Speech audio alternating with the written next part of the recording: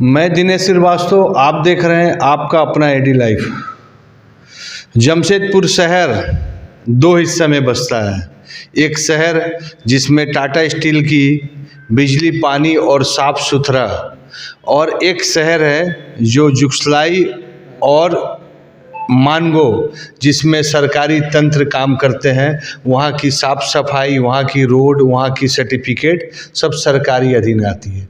लेकिन सरकार, झारखंड सरकार या जो भी सरकार है, बहुत अधिक ध्यान दे रही है साफ सफाई में।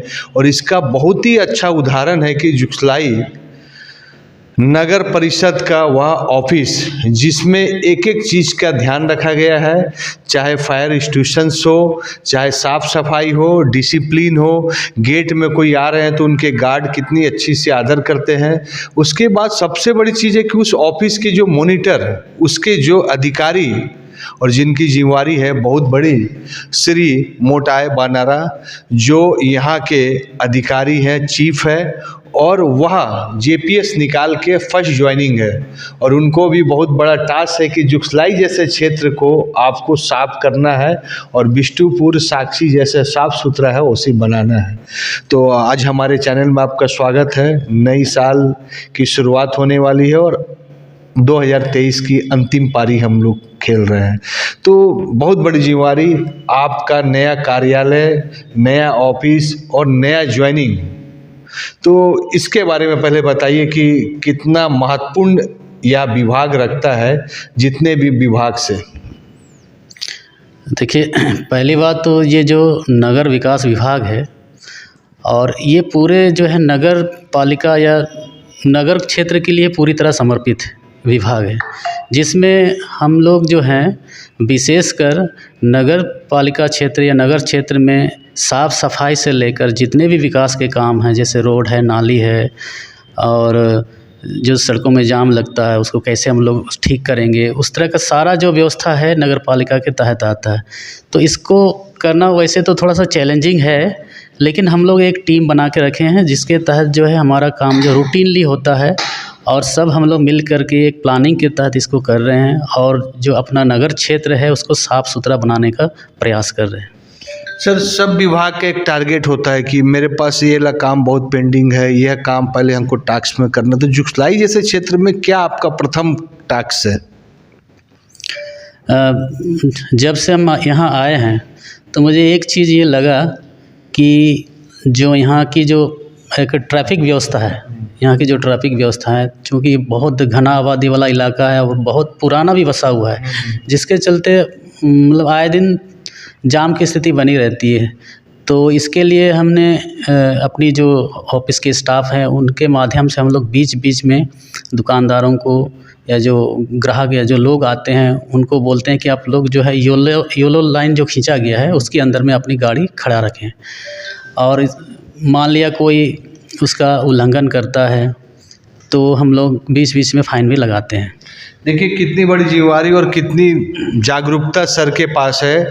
जो क्लास इन्होंने एग्ज़ाम दिया, स्कूल में पढ़े, और उसके लिए जब से विभाग लिए तो रोड नाली सफाई तो सभी का करना है, लेकिन उनका फर्स्ट ध्यान गया कि यहाँ की ट्रैफिक व्यवस्था सही में जुगसलाई का जो क्षेत्र है जहाँ से ऑफिस है, गुरुद्वारा से लेकर उस क्षेत्र में अगर गलती से पर्व त्यौहार आ गया और एक गाड़ी अगर ब्रेक डाउन हो गया, एक गाड़ी अगर बैक कर रहा है, तो आप सोचिए कि पूरा नेटवर्क यहाँ से रुक जाता है।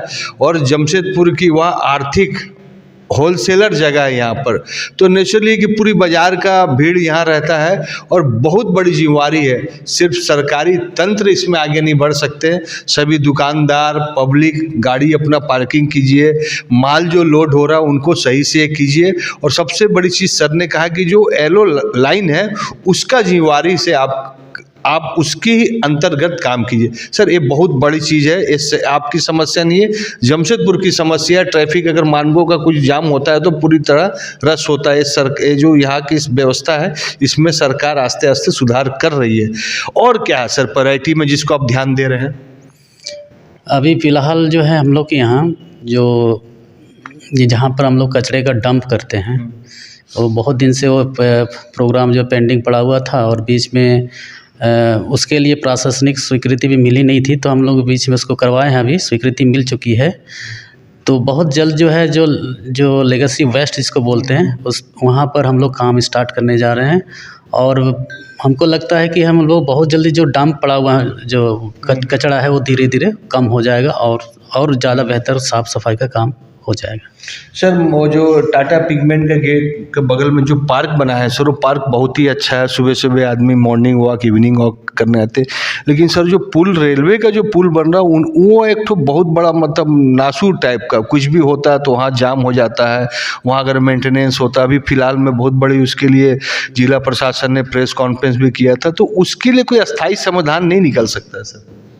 हाँ, ये तो बहुत बड़ी समस्या है, लेकिन बीच में हम लोग जो है माननीय विधायक श्री मंगल कालिंदी और जुस्को की टीम और रेलवे की टीम भी आई थी। हम लोग खुद वहाँ पर फील्ड विजिट में गए थे और आपस में हम लोग ये एक प्लानिंग किए हुए हैं कि जो चूँकि अभी रोड भी बन रहा है, आप देखे होंगे, वहाँ रोड बनाने का काम जो है चूँकि वो रेलवे के तहत आता है वो क्षेत्र, इसलिए वो बना रही है। इसके बाद जो बचेगा हम लोग के इलाके साइड में उस साइड को हम लोग बनाएंगे। और जो ये जो पानी वाला जमने वाला समस्या है, एक नाला है जिसको जो है आपका जुस्को की टीम और टाटा स्टील की टीम उसको साफ़ कर रही है और बहुत हद तक वो लोग साफ़ भी कर लिए हैं। तो हम लोग के इलाके में जो नाली अभी बचा हुआ है उसको हम लोग अगले सप्ताह से इसका स्टार्टिंग करने जा रहे हैं। तो हो सकता है कि ये बहुत जल्दी इसका जो सुधार हो जाएगा। सर सराय जो जिसमें गरीब, क्योंकि स्टेशन होने के कारण बहुत से लोग स्टेशन में छोड़ देते हैं बुजुर्ग को, तो सर सराय और ठंडा होने के कारण आपकी जो सरकारी तंत्र है सराय, उसमें क्या क्या इंतजाम? हम देखे बहुत सी जगह कुत्ता घूम रहे हैं, वो सब के लिए आपकी तरफ से क्या हो रहा है? हम लोग के यहाँ जो आश्रय गृह जिसको बोल रहे हैं आप, तो आश्रय गृह हम लोग का ऑफिस के नीचे पे ही है। यहीं पर हम लोग का 10 बेड का है, एक महिला का एक पुरुष का है। तो पुरुष लोग हैं लेकिन महिला लोग तो यहाँ पर अभी फ़िलहाल नहीं हैं। तो जैसे आप बोलें स्टेशन साइड में वृद्ध लोग पड़े रहते हैं, असहाय लोग, तो बीच में हम लोग रात को जाते हैं। जैसे आजकल का ठंडा का समय है तो उनको कंबल भी हम लोग देते हैं, बांट देते हैं। सरकार इस बार कंबल अलॉट की है सर? हाँ, इस बार की है। कितना कंबल अलॉट? इस बार हमारे नगर पालिका क्षेत्र को मिला है 1600 लोग। 1600 और इसका डिस्ट्रीब्यूट हो चुका है? नहीं, कंप्लीट नहीं हुआ है। अभी हम लोग कर ही रहे हैं, क्या कि सरकार का निर्देश है कि कम से कम 15 जनवरी तक जो है इसको धीरे धीरे बांटते रहना है।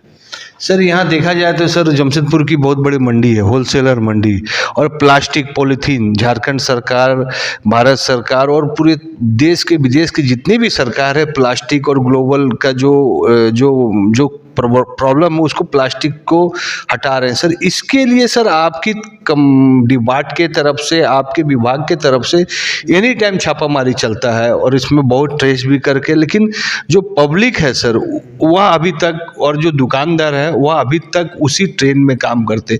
इसके लिए सर क्या कदम है, क्या कानून है, इसके बारे में थोड़ा बताइए। आप सही बात बोल रहे हैं कि सिंगल यूज़ प्लास्टिक जो है ये वैसे पूरी तरह बैन है, इसका इस्तेमाल आप नहीं कर सकते हैं। लेकिन जो है क्या है कि अवैध तरीके से दुकानदार इसको स्टॉक करके रखते हैं, बेचते भी हैं। तो कभी भी उस तरह का सूचना हमको मिलता है या तो कभी भी हम निरीक्षण में निकलते हैं तो हम लोग सारा सामान जब्त कर लेते हैं, उसको फाइन भी लगाते हैं। इसके बाद भी ये घटनाएं होती रहती हैं। जैसे हमारे क्षेत्र में तो हमको लगता है कि थोड़ा बहुत कंट्रोल हो जाता है, लेकिन ये जो है आजकल जैसे देखने को मिल रहा है, लोग जो है ग्रामीण क्षेत्र में इसको डंप करने लगे हैं, मतलब स्टॉक करने लगे हैं, तो जिसके चलते उसका ट्रैकिंग नहीं हो पाता है।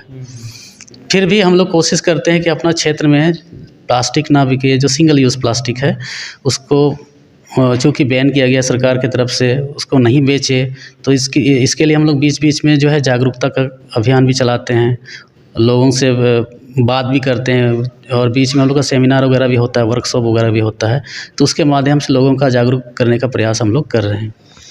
सर यहाँ देखा जाए तो सर जितने भी बिल्डिंग है, नक्शा है सर, बिल्डिंग बायोलॉजी आपको फाइल जो आता है सर वो पूरा ठीक रहता है। उसमें आप भी ध्यान दे के सिग्नेचर करते हैं कि भाई ये बिल्डिंग बायोलॉजी से, पॉल्यूशन से, रेन हार्वेस्टिंग से। लेकिन आपके फाइल जैसे पास हो जाता है और उसके बाद वो जैसे जाते हैं सर, फिर वो अपने तरीक़ा से कानून को कुछ नहीं करना, बनाना है G+2 बना देते हैं, G+7 पानी का रेन वाटरिंग का करना है, सरकारी तंत्र का, फायर का, ये सब चीज़ का ध्यान नहीं देते और धड़ल्ले से सर बिल्डिंग बनते जा रहा है।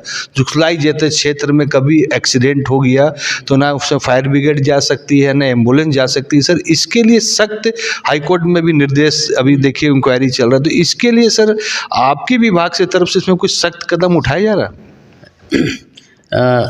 इस मामले में हम लोग जहाँ से भी कंप्लेन आता है या तो जो हमारे इंजीनियर हैं वो फील्ड में जाते हैं, विजिट करते हैं, इस तरह का किसी तरह का मतलब अवैध निर्माण होता है या कोई नक्शा विचलन करके कोई बना रहा है, तो हम लोग तुरंत जो है उसको काम रोकने का आदेश देते हैं। इसके बाद फिर हम लोग विस्तृत जांच करते हैं कि वो नक्शा पास हुआ था कि नहीं हुआ था। यदि पास हुआ है तो उसने जो बनाया है बिल्डिंग वो नक्शा के अनुरूप बना रहा है कि नहीं बना रहा है, इसकी जांच की जाती है। और यदि वो नक्शा के अनुरूप नहीं बनाती है, नक्शा विचलन करके बनाती है, तो हम लोग जो है उसको सील करते हुए फाइन भी लगाने का काम करते हैं। चलिए सर, 2024 आ रहे हैं, पूरे झारखंड के जनता, जुगसलाई नगर परिषद के जो आपके जनता है, जो इससे जुड़े हुए हैं और जो इससे नहीं जुड़े हुए, पिकनिक स्पॉट में सब जाएंगे इसी रास्ता से, रंकनी मंदिर। तो इस 2024 में अपनी वातावरण को, अपनी शहर को, अपनी गली को, अपनी मोहल्ला को साफ सुथरा रखें, इसके लिए क्या संदेश देना चाहते हैं? बहुत जल्द नए साल का आगमन होने वाला है, तो मैं नगर पालिका क्षेत्र, जुगसलाई नगर पालिका क्षेत्र के जितने भी आम नागरिक हैं उनको मेरा यही संदेश है और अनुरोध भी है कि जो नया साल जो मनाएंगे केवल एकदम साफ़ सुथरा और स्वच्छ माहौल में मनाएंगे और सिंगल यूज़ प्लास्टिक का इस्तेमाल नहीं करेंगे, जहाँ तहाँ जो है कचरा का ढेर नहीं लगाएंगे।